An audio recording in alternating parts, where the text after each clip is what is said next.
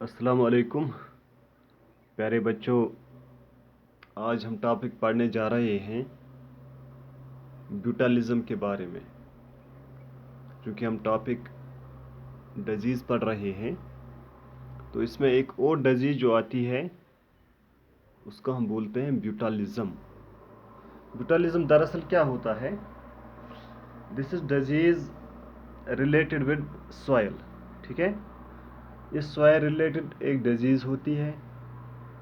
यह रेयर होती है, बहुत कम होती है, बट सीरियस, मगर कभी ये परेशान कुन साबित हो सकती है। ठीक है, ये ट्रांसमिट होती है फूड से भी और कंटेमिनेटेड सॉइल जो मैंने बोला आपको, और थ्रू ओपन वाउंड्स जो होते हैं कभी। ठीक है, तो इनसे ये बीमारी जो है वो पैदा हो सकती है। ठीक है, अगर इसका इलाज ना किया जाए without treatment, it leads to paralysis, leads to breathing difficulties और इवन की डेथ। ओके, तो ये चीज़ें इससे हो सकती हैं।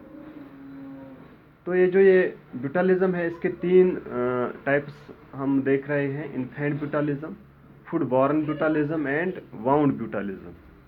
ठीक है, एक और बात है, ये ब्यूटालिज्म है, it is due to toxin produced by type of bacteria.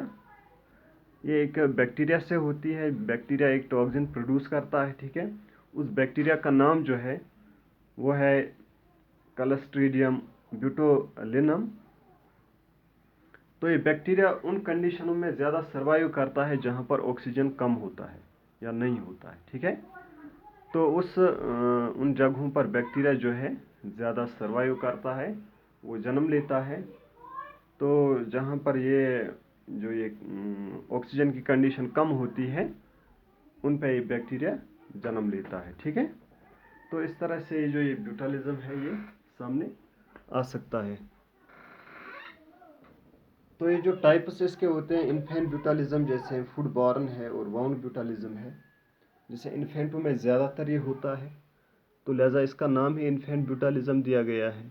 और फूड बॉर्न से जो भी आता है, ठीक है, कंटेनेड फूड और वाउंड ब्यूटालिज्म जिसको हम बोलेंगे, जो कि डिफरेंट वाउंड्स होते हैं, क्योंकि वो इन्फेक्टेड होते हैं, उनमें ये बैक्टीरियाज होते हैं या कुछ इन्फेक्शन होता है, तो उस वजह से भी ये ब्यूटालिज्म बीमारी जो है ये आगे जा सकती है और अपना ये रूप जो है इस्तेमाल ले सकते हैं। इसका ट्रीटमेंट काफ़ी ज़रूरी है, नहीं तो इसके अगर ट्रीटमेंट नहीं किया जाए तो इससे पैरालिसिस होने का खतरा है और ब्रीदिंग डिफ़िकल्टीज इसमें ज़्यादा आ सकती है। ठीक है,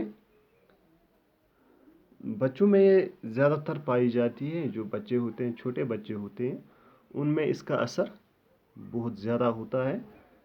यानी क्योंकि बच्चे तो नाजुक ही होते हैं, लिहाजा उनमें असर इसका जल्दी से ही वो पकड़ लेते हैं। ठीक है, अब इसके हम देखेंगे सिम्टम्स।